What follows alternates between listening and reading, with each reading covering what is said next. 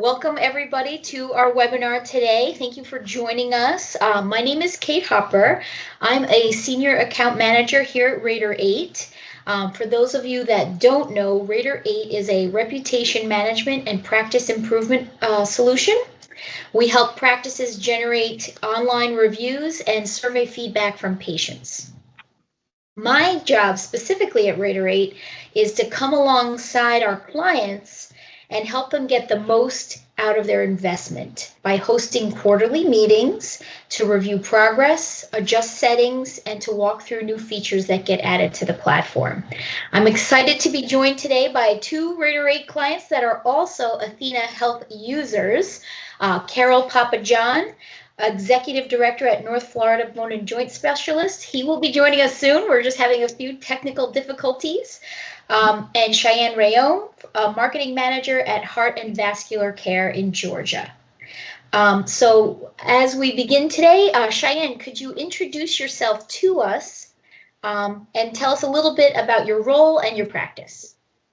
Yes. Hello, everyone. My name is Cheyanne Reyome. I am the marketing manager here at Heart and Vascular Care. We are a practice in the cardiovascular market based in Metro Atlanta and North Georgia. And we have 36 providers and 13 locations, and it just feels like we're growing every day. Awesome. Carroll is here. So Carroll, can you introduce yourself? Absolutely. My name is Carroll Papajohn. I'm the Executive Director of North Florida Bone and Joint Specialist, located in the Panhandle of Florida. We have over 35 providers and 8 locations. I've been a rater8 client for a little over a year. Awesome. Well, thank you guys for joining me today. I really appreciate it.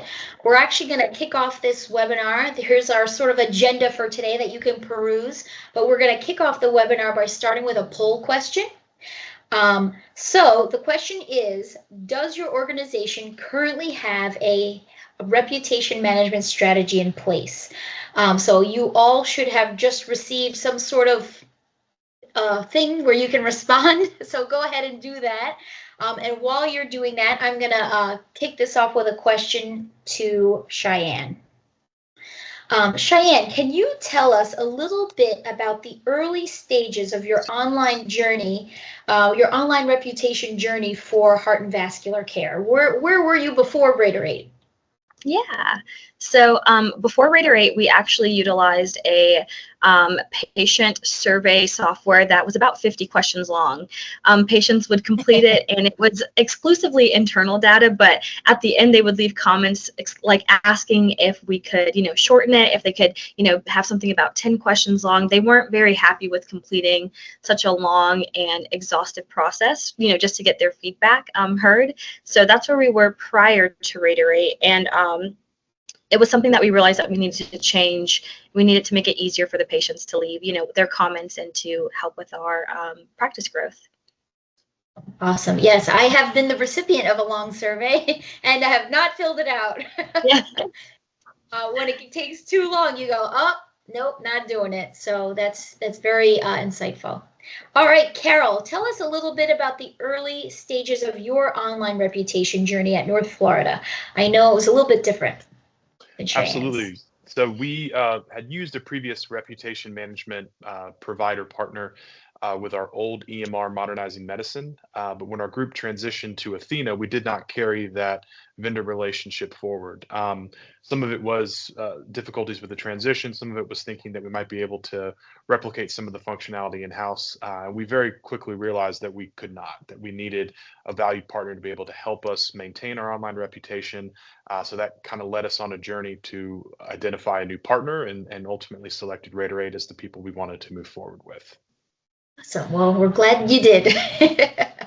Can you tell us, either of you, can you tell us some challenges you faced aligning your online reputation with your real life reputation, like in your community? Yeah, I can start with that one. Okay.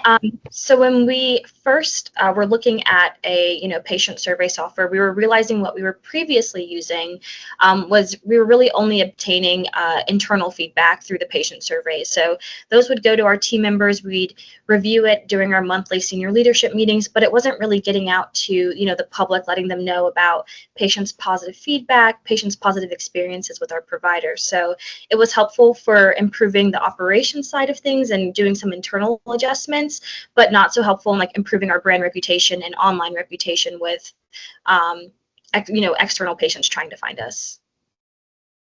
Gotcha. Carroll, how about you guys? So we found pretty quickly that the only people that were going to take the time to seek out your Google My Business page or your Vital page or your WebMD page and leave a review were people that had had a less than satisfactory experience. So we found that there was a huge disconnect between what we knew the level of service we provided was, what we heard in person from patients and through the community, and what you saw when you logged into these different review curation sites. So we knew we needed to find a way to encourage both the good and the bad. Obviously, you want to keep a fair balance of everything, but we knew that we needed a way to be a little more proactive with sourcing that to our practice, and that's really what led us towards rater8. Yes, I have walked hundreds of practices through this, and when they start their journey with rater8, they're hearing always from their unhappy patients, right? Prior to using a service, they're not hearing from their happy patients. As soon as they turn rater8 on, all of a sudden the floodgates opened and they're finally hearing from the happy patients. I always say the patients that are the most intrinsically motivated to sort of leave online reviews are the ones that want to complain. They love telling the whole internet what they think. And so it's nice to finally, a teeny little push from an email or a text, and you finally start hearing from your happy patients too. And that's why. I think it's very natural. You think about yourself personally. Yep. You've probably had countless positive experiences and never taken the time to seek out those people and leave a review. But you have a bad one or two, and that's probably where you've left most of your activity. Exactly. We're all guilty of it, aren't we? All right. If the powers that be could show us the results of the poll, I would love to see that.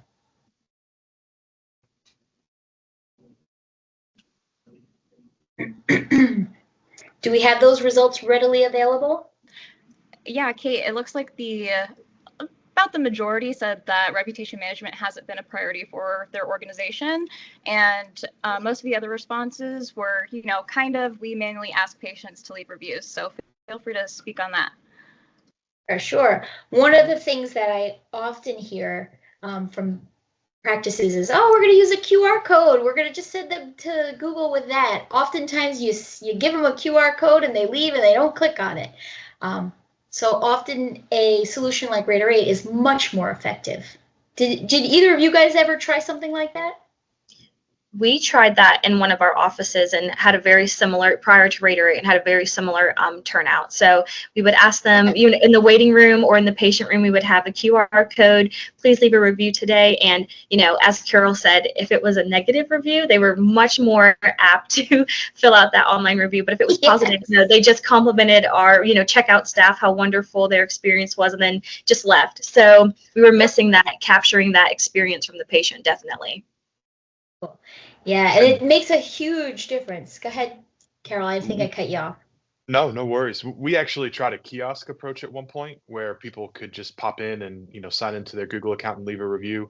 And we hit some technical issues wherein all those reviews were coming from our network and were therefore being kind of flagged by Google as potentially fraudulent or questionable. So even though we had reviews being performed in the clinic, they weren't showing up on our Google My Business pages because they were all coming from our domain. The same IP address. Yep, that's an issue as well. All right, so I'm going to shift gears a little bit, and we're going to start talking a little bit about some patient feedback data. I would like to hear, I've witnessed firsthand how powerful the patient feedback can be. I'd love to hear from you, Cheyanne, first, to tell us how it's influenced your operations at HVC. Yeah, so since using rater8, I feel like we'd use like a four-prong approach with utilizing this benchmarking data or this patient feedback data. So the first one that we do is that all of our, well, we can talk to this one, the benchmark analysis reporting right here that we use. We get an analysis every month that looks at the patient experience, and we have it tied down to about 10 questions that you can customize based on the needs of your practice. And it tells you how you compare across both your practice and across rater8 for your specialty. Ours, one of the main pain points was patient waiting room time. So we used that to improve our check-in process, and we did that through like digitizing our check-in, helping patients avoid that like long, strenuous 10 pages that they have to sign and return back to the check-in desk. And then we also realized that, patients were spending a lot of time in the waiting room. So we did an actual complete office renovation to include a few more patient rooms, so that way they weren't spending more than about 20 minutes in there. Awesome. Very cool. Yeah, it turned out great. Another way that we did that is using the daily rater8 email digest. So that's something that can be sent to both practice managers as well as providers to let them know how they're ranking among their patients, if they're getting, a lot of 3-star reviews, if they're getting a lot of 4-star reviews, 5-star reviews. So that way you're able to continue to build, that culture of improved bedside manner and make sure that it's consistent across both all practices and all providers. That's been really helpful just for them to see their progress as well and any pain points that they might be missing, because I know that they're busy and that, clinic is priority. So it's good to see that on the back end.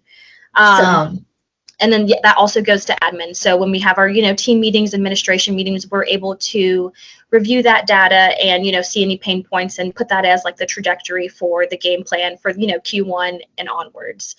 And those were like the main 3 to 4 points that we used for really, improving that patient feedback and using that for our flow. So thank you. Carroll, can you provide some examples from your organization on how you use that patient feedback to improve the patient experience? I think the patient feedback, really to echo Cheyanne, is important to highlight both what you're doing well and what needs improvement. I personally review every review that we get through rater8, be it Google My Business, Vitals, Health Grades. I'm looking primarily at the reviews that include a message. Obviously, a 5-star is great. 1-star would be someone you try to identify and reach out to. Yeah. But anything that's got an accompanying written review, we'll highlight people that are doing a great job, maybe single people out for staff, acknowledgement. And then if there's things, be it physical plant, opportunities for improvement, workflow opportunities for improvement, provider coaching, really just taking anything that you can glean from that written review and trying to incorporate it into a clinic's flow is hugely beneficial.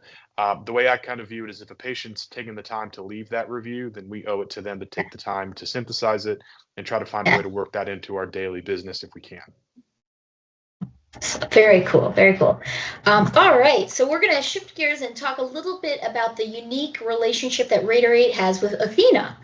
So I want to ask you guys a little bit about your experience with the implementation of rater8, how it went, and how the integration has impacted your organization or the workflows with regard to rater8. Can you speak on that, Carroll? Absolutely. I think that the rater8 implementation in Athena is about as seamless as an IT integration can go. Couple emails, turning on notifications and things on the Athena table space, and you're really off to the races. That is true both with the initial setup and with the addition of new providers and new locations. Our group has been very fortunate to grow pretty substantially over the last 12 months through this partnership with rater8. And as we've added new locations, new providers, included additional providers that we wanted to curate reviews for that we didn't right out of the gate, all of that has been, 1 to 2 emails back and forth with support, and you're off to the races. Awesome. Tweaking some of the features that are available through rater8. The one that comes to mind most directly is Pollinate, which allows a hive mind, someone who's much smarter than me, to decide which different listing for each provider could benefit the most from a positive or from a review at that point in time. We did not do that out of the gate. Quite honestly, I think we felt like I don't want to say it couldn't be trusted, but we wanted to focus on Google, and that was our primary goal. We got so many Google reviews so quickly that we were like, we really do need to spread this wealth. We turned on the pollinate feature, and it's been absolutely seamless. We're still getting a very heavy flow of reviews to Google, but it's turning on these other directory listings that are a little bit more often neglected, especially if you don't have kind of the technical support to be able to support getting those reviews to the right place at the right time. For sure, totally. And he's referring to Health Grades, Vitals, WebMD, all those sort of secondary review sites, secondary to Google, for sure. Absolutely. Awesome. How about you, Cheyanne? What was the activation process like, and what did you have to do to get up and running with rater8? Yeah, my experience was very similar to Carroll's. It was a day integration, and as soon as we turned it on, it was ready, and we almost forgot the process. It seemed like, rater8 had been there from the beginning. It was awesome. great. Plug and play. That's something that you don't really get a lot when you're working with the technological side of a practice. So that was just a great feature to be able to integrate really easily with our flow. Awesome. That's like what every software company wants to hear, is that they forgot what the implementation was like. Yes. If it's forgettable, we did it right. Yeah, and also I wanted to echo Carroll's comment about the pollinate chart. It's great, and I love the feature that's there with like the grade.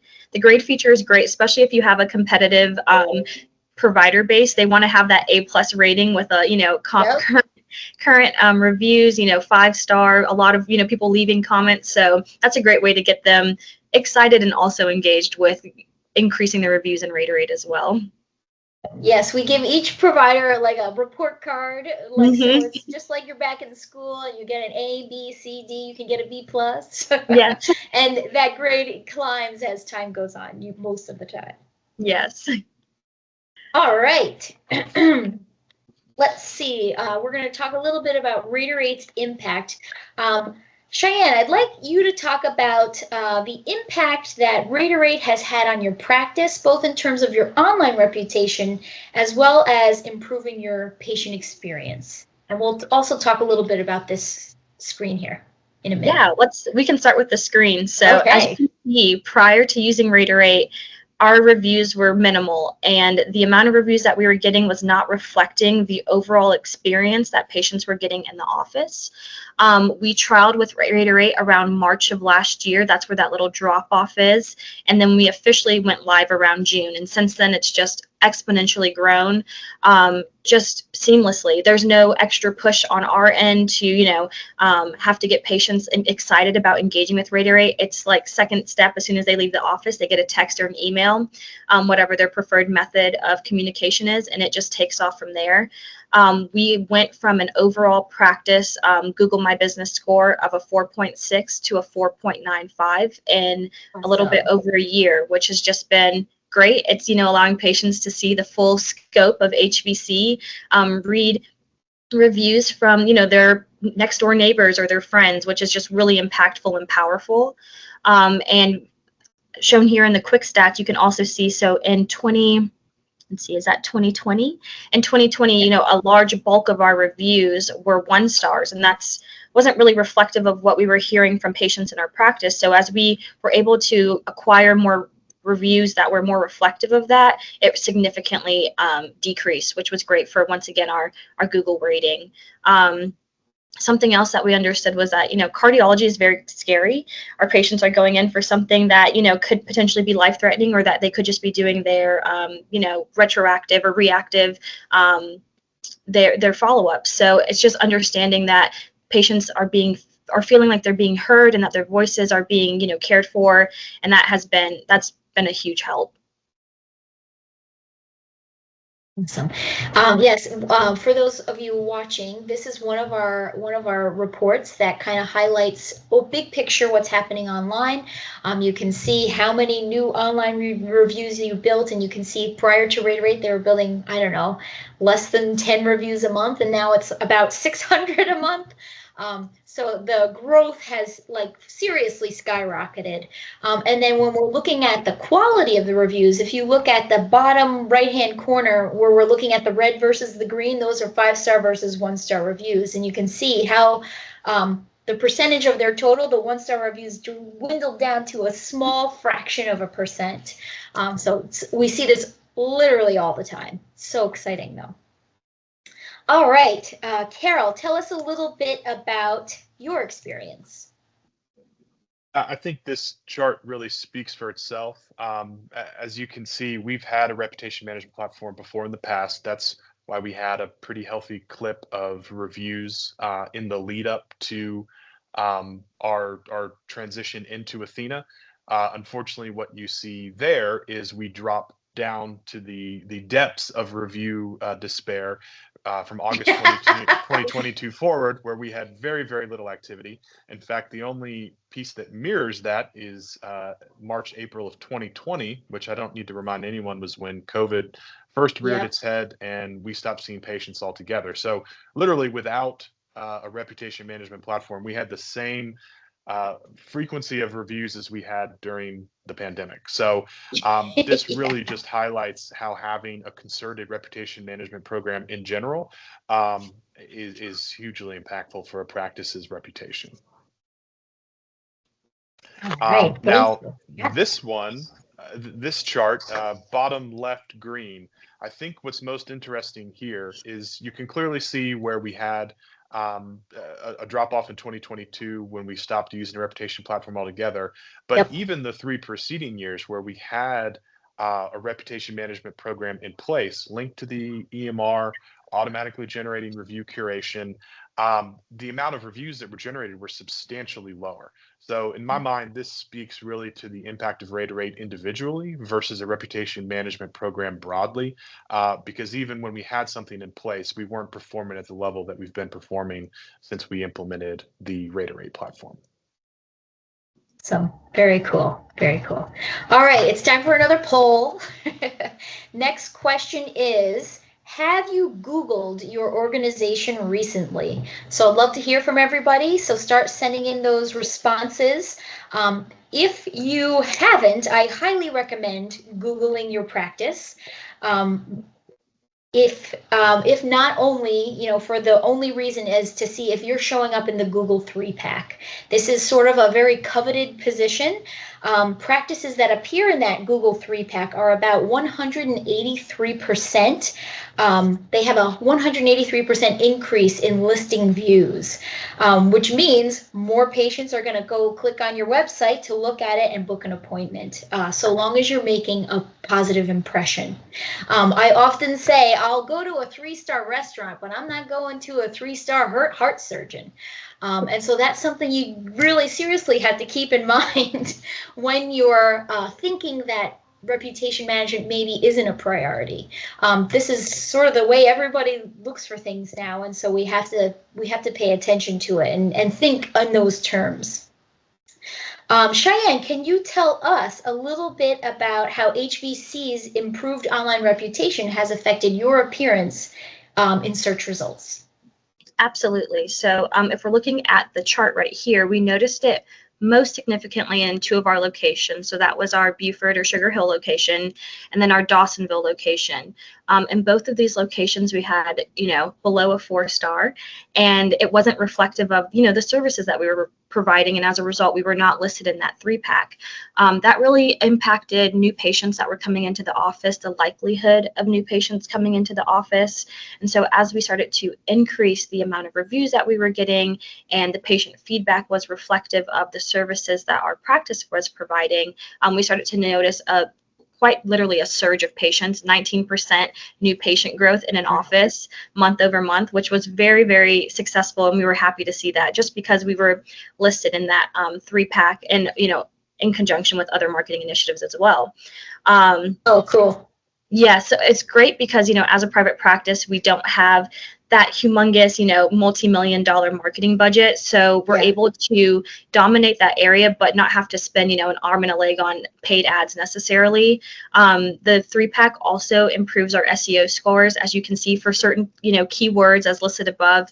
It's not very easily able to get an organic term of, best heart doctor, but when your patients are constantly putting that in their reviews, that allows us to really easily rank for those words and for that search term that a lot of patients are using. We have also noticed a trend of patients looking for cardiologists more proactively as like a preventative measure. And so with that, patients have a little bit more time to look for, you know, the options. They're not necessarily going with the referral. And so when they're searching, you know, as we're being in that, you know, first 3 listings, it's a more organic source for them to read reviews from their peers or their neighbors, and it makes a really significant impact on new patient acquisition. Awesome. How about you, Carol? Tell us about North Florida's domination of 3-packs in your area. Yeah, I would really echo what Cheyanne said. I think she hit all the main points. The 3-packs are more trustworthy and organic than paid search ads. Yep. They're also free, which is fantastic. Yeah. And they have a larger impact on the Google algorithm than pretty much any other form Yep. of advertising that you can pay for. So it really hits all the hot buttons. If you're able to drive patients to review, gets you into the 3-pack, you're going to present a much more organic and trustworthy and authentic feeling perspective of the practice than any amount of paid search, paid social, paid any other advertising is going to be able to generate. For us too, you know, you always hear people will never do a Google search and go off the first page. I think that same dynamic exists in the 3-pack. People will very rarely type in orthopedic surgeon near me and, you know, click out to expand a search down to the 12th listing. So Yeah. Being in that 3-pack is analogous to being on the first page of the Google search review. And as we all know, in this day and age, patients are using these tools to identify where they're going to seek Yep. care for non-emergent elective procedures. They're going to do some research, whether it's a mother or father doing it for a child, or a patient doing it for themselves, or a son or daughter doing it for an elderly or a parent who needs assistance. That's going to happen, and you have to be able to present your practice in a way that is congruent with what you offer to capture those patients. Awesome. Thank you. All right. Now I'm going out to the anonymous voice out there. Can you tell us what the poll results are? Hello, anonymous voice here. Yes, we had about 2/3 say that yes, they have Googled and they are impressed with their reviews and ratings. And the other third said, no, it has not crossed my mind to see how we appear online. Hey, do it. You're going to start doing it. Okay, so now I'm going to sort of shift gears again. I'm going to start talking to you about specific rater8 features. Since you guys are using our platform, I'd love to hear what some of your favorites are, and maybe some features that you didn't initially use and now you can't live without. So you get to decide who goes first. Carol, do you want to start? I think that is mine. I think you're up. Yeah.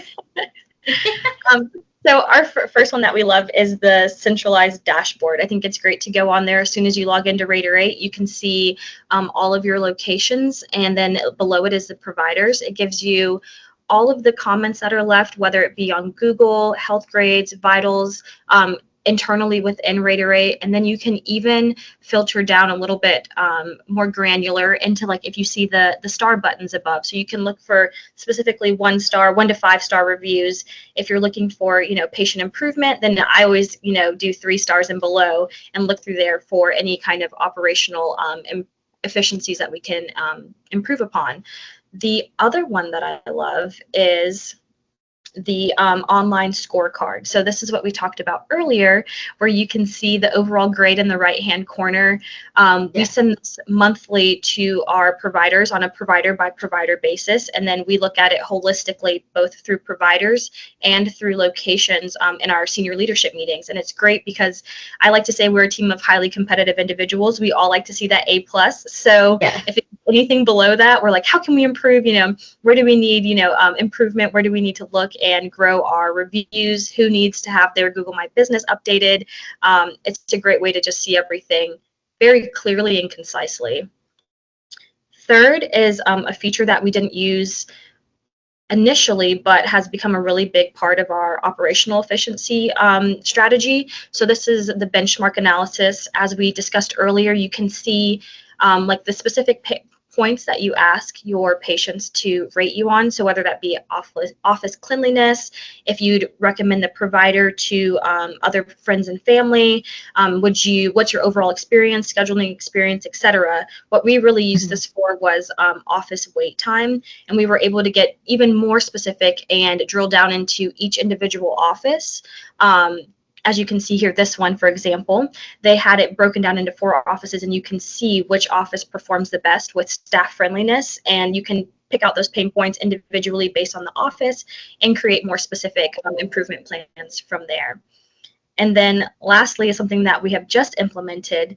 That's our test widget. We love to use it on our website. We really try to place our reviews, especially our 5-star reviews, anywhere that our patients are. So whether that be on social media, on our website, if we can get it there and get it in front of them as they're looking for us, that is our main priority.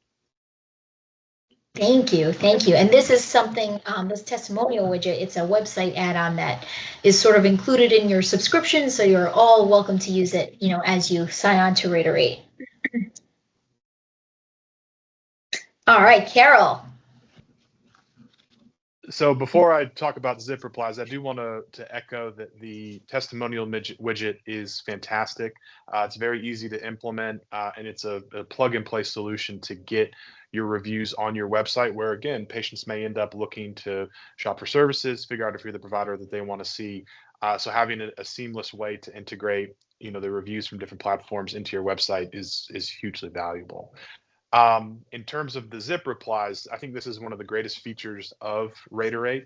So when you get a Google review, you really need to get out and interact with that patient, respond to the review, regardless of whether it's a positive or a negative review. That helps you in the Google world.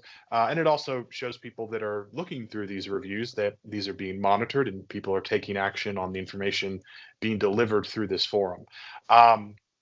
The unfortunate reality is that it's not like an ice cream shop. You can't log on and say, "Oh, Miss Jones, we loved seeing you on Wednesday, and your double chocolate chip ice cream order is one of our favorites to fill."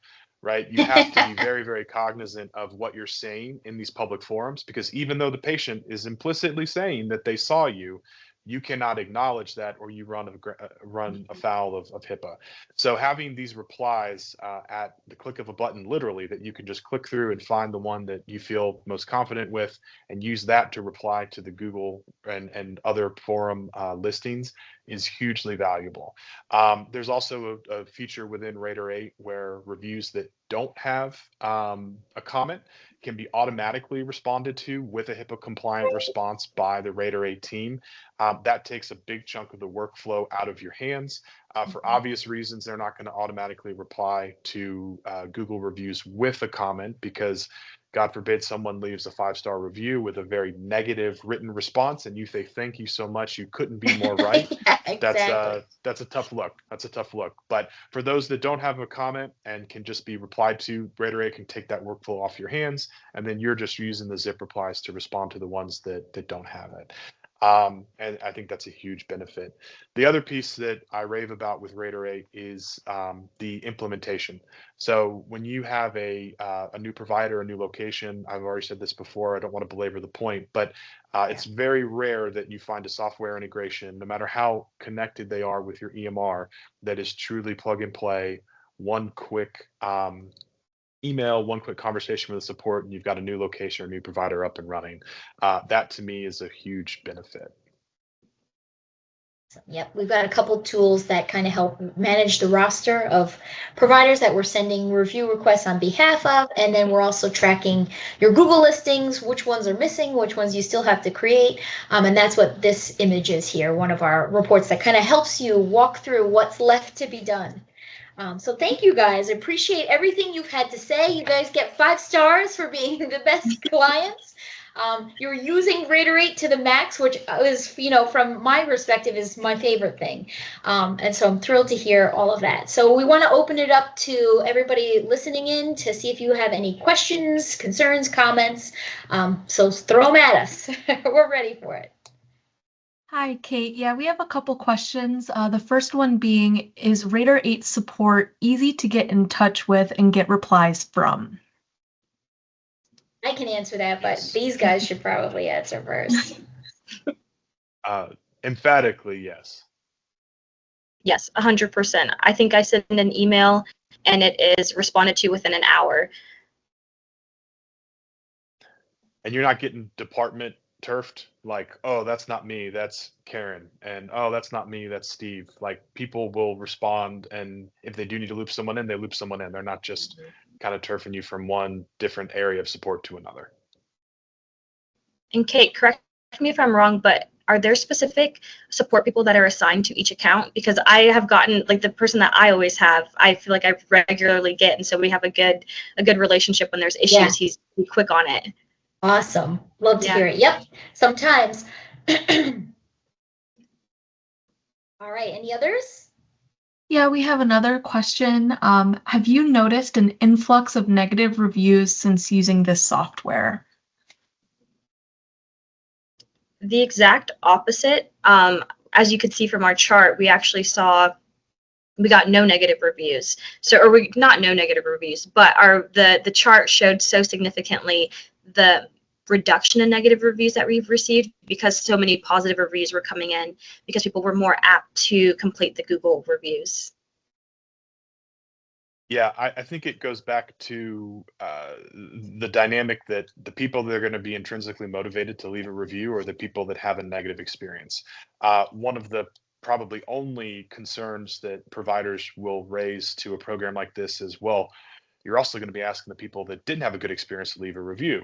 And while that's true, those are the people that are going to do it regardless of whether or not they're being paid. So we've absolutely not seen an uptick, and quite the opposite. If you look at our reviews as a percentage, positive versus negative, it's plummeted because you're I don't want to say flooding, but you're making it a more realistic version of what your practice offers by having those positive experiences pushed towards these forums so that they can leave a review to counterbalance those people that are going to reach out and say something negative. Yep, exactly. And we see it over and over again. Exactly that. All right. Any others? Yeah, one more question. Can I build reviews for just my office locations, or do I need to build them for my physicians too? Well, I can say with rater8, you can do either or and both.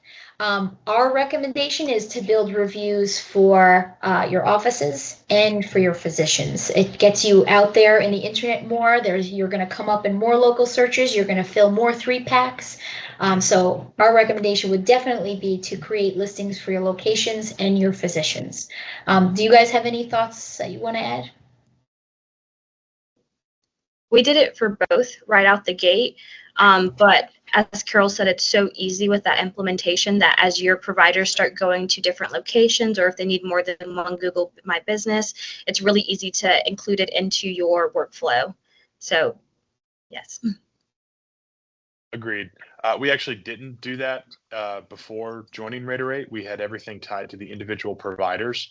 And it was a bit of a tough sell for me personally to do the locations in addition to the providers, but it's definitely the way to do it.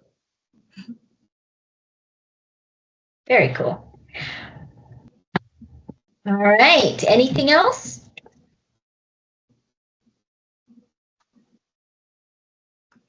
If not, I want to thank you guys for joining us today, and thank you especially to Cheyanne and Carroll. We so appreciate you taking the time to speak on this webinar about rater8. It was great to hear your story since I'm not your account manager. It was great to hear how you're sort of maximizing your use. That's what gets me all excited inside. So thank you so much for your time. And again, if any of you need to reach out to rater8, for more information, you're welcome to do it. And I think our information is on this last screen. So we'd love to hear from you. Have a great day, everybody. See you later. Bye. Thank you, everyone.